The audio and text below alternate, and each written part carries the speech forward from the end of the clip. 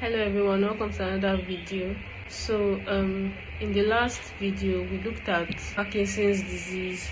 So in today's video we'll be talking about stroke. So stroke is actually a medical emergency that usually occurs when blood flow to a part of the brain is suddenly interrupted or suddenly blocked. So without blood, the affected brain cells, they do not get enough oxygen and nutrients that they are supposed to get to help them to maintain their function. So they begin to die within minutes, and this leads to brain damage, and depending on the area affected, it can result in loss of speech, loss of movement, loss of memory, and even death. So there are two main types of stroke. There's ischemic stroke, which is caused by a blockage in a blood vessel supplying the brain, and this is the most common type. Then we have hemorrhagic stroke. Hemorrhagic stroke is usually caused by bleeding in or around the brain due to ruptured blood vessel. So a transient ischemic attack, also called a mini stroke, it occurs when blood flow to the brain is briefly blocked, causing temporary symptoms, and it is usually a warning sign of a possible future full development of stroke.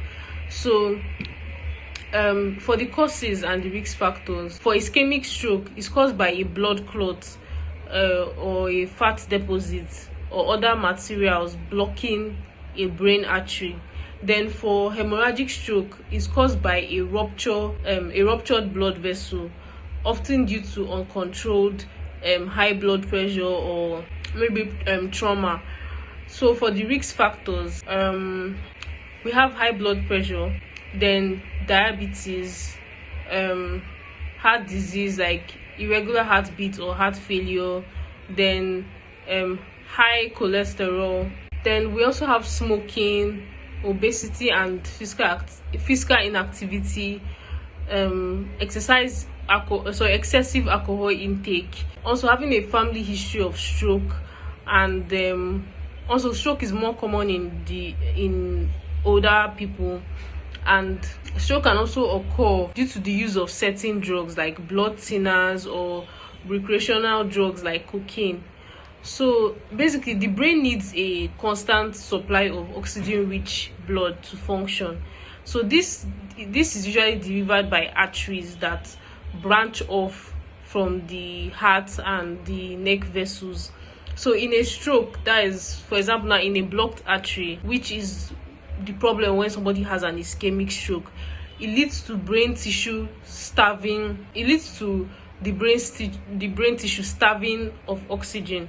Then when is the condition of a burst artery, that is when we have hemorrhagic stroke, it causes bleeding, which puts pressure on the brain cells and damages them.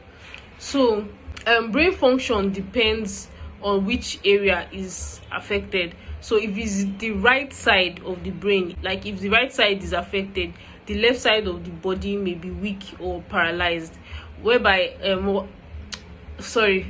if it's the right side of the brain, the left side of the body may be weak or paralyzed. Then if it's the left side of the brain that is affected, the right side of the body may be affected and speech may be impaired. So for the symptoms, stroke symptoms, they often appear suddenly. So there's this acronym known as FAST, F-A-S-T, which is the warning signs of a stroke. So F stands for face drooping on one side of the face. So one side of the face may fall or it may feel numb. Then we have arm weakness. So arm weakness, this is like difficulty raising one or both hands. Then we have speech difficulty, like when somebody has a slurred or strange speech. Then time to act. So it means when somebody is showing these warning signs of stroke, we have to seek emergency help immediately. So that FAST acronym is just something that we should have in our head to, like, for the telltale signs of this stroke. So other symptoms of stroke, we can have sudden vision problems like in one or both eyes, then severe headache with no known cause, like you just always have headache out of the blue, then dizziness, loss of balance, coordination, numbness or weakness in the face, in the arm or leg, especially on one side of the body, then confusion or trouble understanding speech. So for the diagnosis must be made urgently in a hospital setting using number one, physical and neurological examination, like checking for the symptoms, all those warning signs, brain imaging such as CT scan or MRI to detect bleeding or blockage of a vessel, then blood tests to assess blood sugar, clotting, and also to assess if there's a possibility of infection, then heart tests to such as electrocardiogram and echocardiogram to identify heart causes. Then ultrasound of the neck arteries too can be done to check for narrowing. So for the treatment depends on the type of stroke and how quickly the patient reaches the hospital. So because this stroke is, no matter the type or the kind, is a medical emergency, so it depends on how quickly the patient gets to the hospital.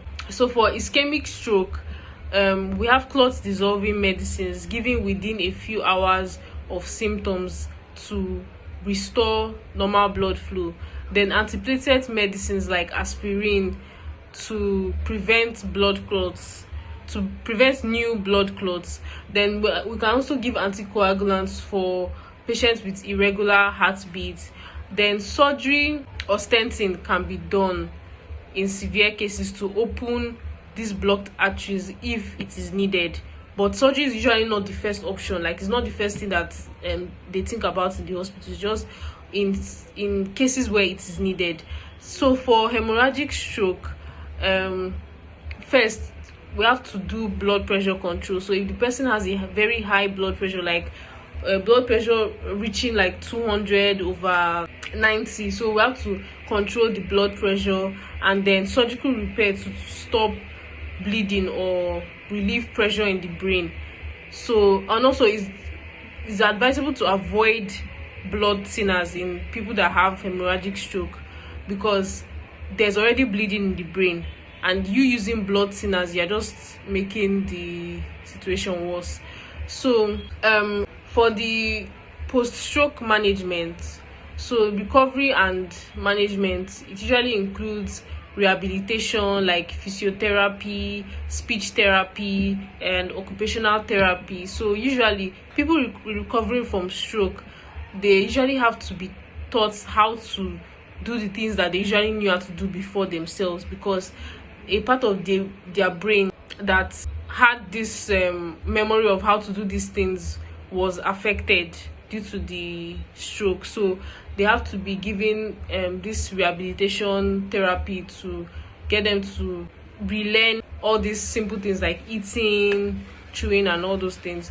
So long-term medications too should be given, and like to control blood pressure in patients that had stroke due to high blood pressure, and to maintain blood sugar and cholesterol. Then lifestyle changes too, like sometimes it's not only, we don't always have to rely on medications, because you can be taking medications, but if you're, like for example now, if your stroke was due to like high blood pressure and you're on BP medications, but your diet, you still have a high sodium diet, it will kind of look like the drug is not working, because the drug you take and your diet kind of goes together, because your diet kind of helps the drug to work effectively. So maintaining some lifestyle changes based on the diet, and trying to exercise more if you are someone that is very inactive, and smoking cessation if you are someone that smokes, and trying to limit alcohol use too. So also we can give mental health support if it is needed. So usually stroke can be largely prevented by managing the risk factors like controlling your blood pressure, your blood sugar. So it's good to go for routine checking of all these parameters: blood pressure, blood sugar, taking the prescribed medications regularly, eating a heart healthy diet. Heart healthy diet includes low salt, low fat, high fruits and vegetables. Try to incorporate fruit and vegetables into your meals, even though sometimes it's not easy. Like there are a lot of people that don't really like to eat vegetables like that, because they always say, oh, it's not sweet, it's not nice. Just try to incorporate it, even if it's, oh, you have to cook it a certain way, even if you just have to just try to incorporate it anyhow you can. And exercise is very good for the body. Try to exercise regularly. Try not to be very inactive for a long time. That is not good for anybody. And avoid tobacco smoke, reduce alcohol intake, treat any condition that you might have, treat it appropriately by taking your medications as prescribed. And try to go for regular health checkups, even though you feel like, oh, there's nothing wrong with you. You cannot really tell what exactly can be going on in your body if you don't go for checkups, because some conditions are asymptomatic. So when you can, try to be going for regular checkups. So in summary, this stroke, it is a life-threatening event, and it is caused by blocked or ruptured blood vessels in the brain, leading to brain cell death. And it usually requires urgent treatment to reduce the disability of the person, or to reduce the chances of death. And prevention is usually done through healthy living, controlling any pre-existing health conditions, and also medication adherence. So that is it for this topic. Thank you for watching, and I hope you enjoyed this video. See you in the next video. Bye.